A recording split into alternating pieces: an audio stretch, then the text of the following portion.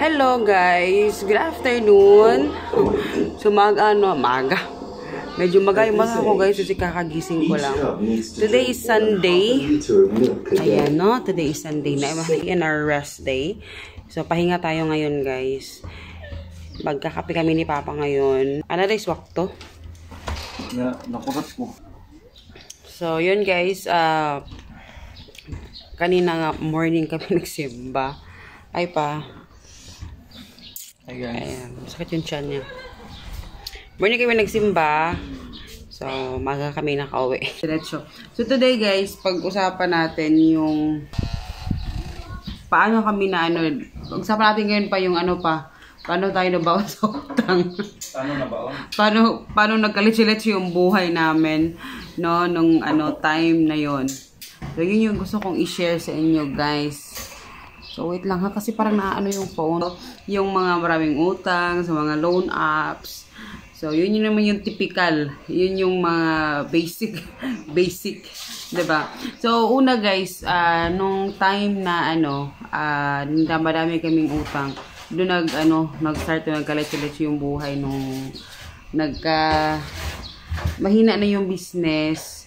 Yun yung talagang pinaka-turning point nung paghina ng business. Tapos wala ka nang mapagkuhanan ng basta mauubos siya doon sa mga diba, mga pangangailangan, yung mga bills and utilities niyo, doon nauubos yung pera, no? Kasi syempre kailangan natin kumain, kailangan natin bayaran yung mga bayarin natin. Pero yung expenses malaki, pero yung income lumiliit na siya. So, yun. Tapos, dun, gusto kong ito i-share sa inyo. Kasi that time, though nagsisimba na kami, we're, Christian. So, nagsisimba na kami nun, guys. Pero, lang yun, parang nagsisimba lang. Parang compliance lang yung nagsisimba. Pero, kilala naman si Lord. Typical na lang, Christian, nagsisimba, tapos yan, uwi, ganyan. That time, wala pa kaming D-group. So, ito talaga guys, based on our experience. Na-realize lang namin to lately na that time, nung medyo talagang kinakapos na, talagang sinasabi, ito naman, lagi natin nasasabi kahit Christian man or something na God will provide, diba? Ko lang to kasi sabi kasi to ni pastor na God will provide, but then yun nga, sabi ko nga God will provide, pero pag darating na tayo sa point na nagkakaproblema na tayo, na meron tayong talagang parating or marami nang tumatawag sa atin kasi ito na yung mga babayaran natin, ganyan, nawawala na yung faith natin na God will provide. Kasi kami na yung naghahanap ng way para makaprovide doon sa aming kailangan bayaran. So, ang tendency, ngayon, nagsasabi namin, kaya natin yan, babayaran natin yan, God will provide, ganyan. Pero pagdating na sa utang, na babayaran na, may due date na, ang nangyayari, loko. Ang nangyayari, naghahanap kami ng paraan para makaka-provide doon sa So, nagre-rely na kami sa aming sariling understanding of our own understanding. Wow, ganun. So, ang ending, kung pupunta kami sa mga loan apps. Kasi wala kaming ibang maisipan na mabayaran yung So, ang ending, ito naman typical, 'di ba? Nangungutang tayo para ibayad na sa utang. Diba? Yun naman yung typical. So, sinong relate dyan? Please comment below kung sino yung relate. So, ganun yung naging So, nagkapatong-patong na yung aming mga utang. Kasi, hindi talaga enough yung pera, no? So, yun. Nagkapatong-patong na siya, guys. And, ganun pa rin. Pero, may income naman kami pumapasok. Kasi that time, meron na kami tindahan sa yung snacks namin. Meron na. Ang dami pa namin tindahan noon that time. Pero lahat ng kita doon napupunta sa pagbabayad. ng mga utang. So, eto, careful sa mga naglo-loan apps. Please lang, mag-ingat kayo guys kasi it's really a trap. Hindi siya talaga nakakatulong sa atin, pero it's really a trap na mahuhulog ka sa bitag doon na mangungutang ka. So, yun yung bantayan ninyo kasi mahirap talaga makaahon o makalabas pag nakapasok ka na dun sa loan apps. So, ito pala guys, oh. Binili namin kanina dun sa Robinsons. 80 pesos. 80 ba ito ba? 80 pesos to lahat. So, tag 3 pieces per ano. May iba-iba dun. So, yan. Yan yung ating yun, ang sarap. Ito, palitaw. Ayan, palitaw. So, anyway, balik tayo. So, yun. Nagkalat-salat yung buhay namin. And, yun pa rin. Yung faith namin nandun pa rin. Simba pa rin kami ganyan. Iyak sa simbahan. Kasi, syempre, yung mga dasal mo kay Lord. But sometimes, lagi tayong nagdadasal. Kasi, diba, God will provide, ganyan. Nagdadasal naman tayo. But hindi tayo nakikinig. Hindi kami nakikinig talaga before na eto kasing bahay, ito talaga yung nagsalba sa amin sa lahat ng problema namin guys.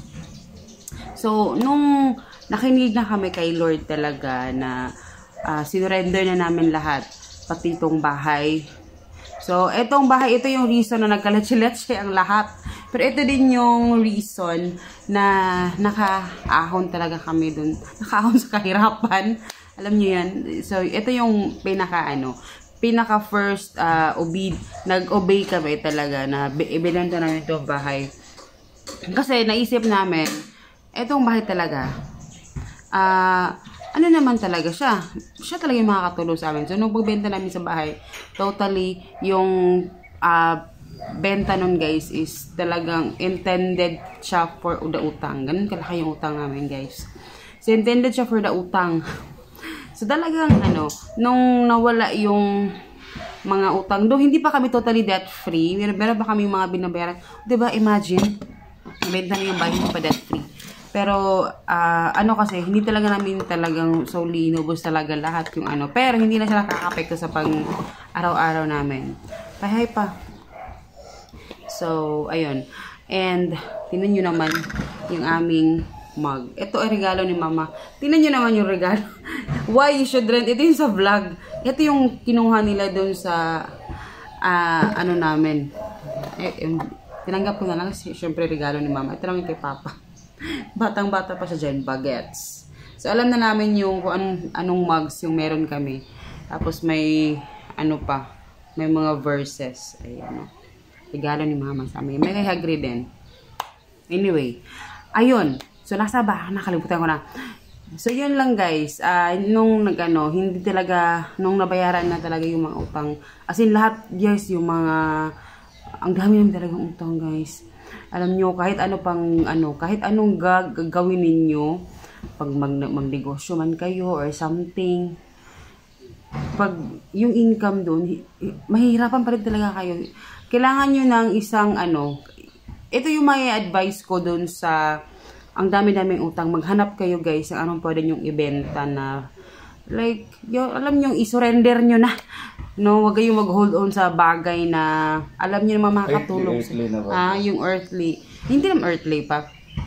Parang, ito, gaya itong bahay, mahirap kayang mag-desisyon ibenta yung bahay kasi syempre, diba? Pero, ito yung alam niyo yung nung nabenta tong bahay na wala yung mga utang, doon na nag-start na really start from scratch guys, na nakakapag-ipon ka na, nakakaano ka na parang naaano mo na yung pera mo, parang ikaw na yung may control sa pera mo kung saan mo ilalagay kasi syempre wala na yung mga obligations mo na maraming utang, tapos yung kita mo or yung sahod mo mapupunta na talaga sa'yo. Hindi na yun doon sa mga binabayaran mong mga utang. So, you decide. You decide naman. Nasa sa'yo naman yun. Pero for us, yun yung naging desisyon namin. And yun yung pinakatamang desisyon na ginawa namin. Kasi ngayon, diba, parang, hindi naman we deserve a house. We deserve a good life. Yung peace of mind. Yung pinakauna yung peace of mind. Hindi ba babayaran yun, guys?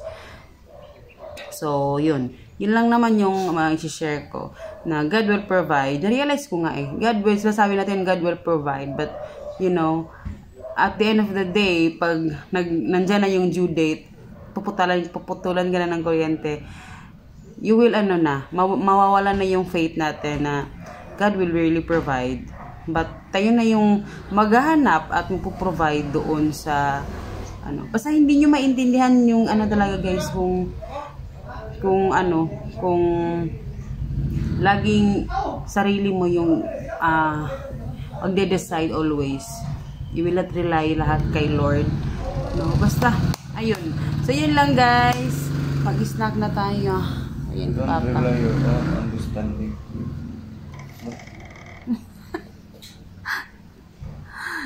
So next Sunday guys, hindi ko lang makakapag-vlog ako kasi tawag dito. Whole day tayo sa whole day church. kami sa church kasi meron tayong i-share ko to sa inyo. I-share ko to sa inyo guys. Kahapon kasi first ko yun. Tawag pa. Parang conference Natin. Oo, may pa-conference. Siya parang lahat ng klase mga churches Christian church. mga Christian church, ayun, may mga basta, yung mga galing ibang bansa. So, ito yung, nagbayad lang kami ng guys, 250 pesos. Meron silang paganito. Philippines, kasi yun yung topic namin. Tapos, may ballpen pa. Ito guys, share ko lang. Ito, ballpen. Binigay nila sa amin to. Ano sa yung Gather. Word of Life. Alam niyo ba to? Gather. Yan, Word of Life. Yan, binigyan niya kami ng ballpen, tapos ganito. Tapos may pa. Yung 250 na yun, meron ng lunch at saka snacks. So, diba? Sulit. Tapos eto pa, nothing. Anxious for nothing. Diba? So, wag na ngayong mag-iisip ng kung ano-ano, guys. Just trust the Lord and listen to the Lord. Yan. Trust and obey. Trust and obey. Basta yun guys, yun lang yung kami yung living testimony. Wow! Living testimony ni Papa talaga kung basta makikinig ka lang. Promise. Di ba pa? Sama kasi yung pakiramdam mo. Ano masasabi mo? Sa ano? Ano masasabi mo sa topic natin today? Yung worries merong worries pero nawawala na. Meron tayong sobrang mga laki ng yung naisip ka palagi araw-araw na may utang, may ka. Wala kang peace of mind. Basta marami kang utang. Hindi ka makakatulog ng natulog kasi may iniisip ka palagi bukas babayaran mo naman yung Basta yun. Kasi in 3 weeks kami yung binabayaran namin weekly guys. Parang every other day may binabayaran. Ayun. Ngayon medyo talaga, malaki yung pinagbago pa yung buhay. Simple lang yung buhay namin ngayon guys. Contentment. Simple lang talaga. Tapos ngayon hindi naman kami magarbo sa pagkain, pero pag Sunday nakakabili na kami ng mga namin, masarap naman. Diba? So yun. So ano pa? Blanco na siya. Wala na siya masabi. So, kain tayo, guys. So, ayan. Tayo. Ito yung kuchinti. Dul pa. Ayan. May pa-kuchinta. Favorite ko itong kuchinta. Baka masagrid pa, no? Kuchinta, di ba? Yes. Gamay raman lubi. No? Sino siya? Kuan mo na. Sa palitaw. Ay, kuan na bi. Budbud bi. Sa? Dari. Abri ba? Ay, ikaw sana. Anak, yan. Budbud lang. Apila ang kaning ko. Ang kaning mo. Di? Kaning. Hindi mo siya ako sabutan ni. Kuan mo na.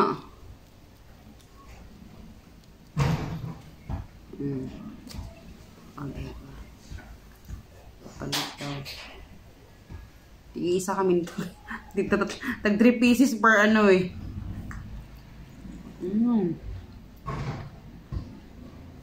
Miss ko itong yan to. Pag wala na kayong nagbebenta ngayon dito sa kuchinta. Meron naman pero minsan na lang.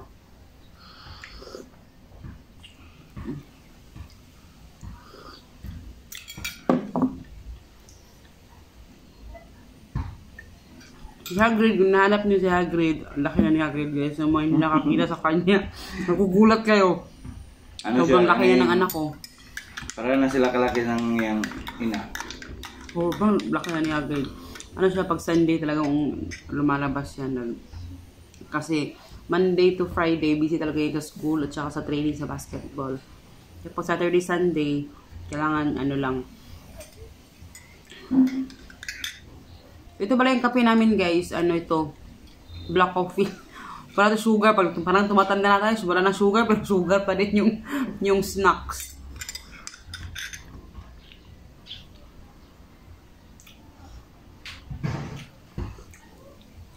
Iba na mukha ni Hagrid.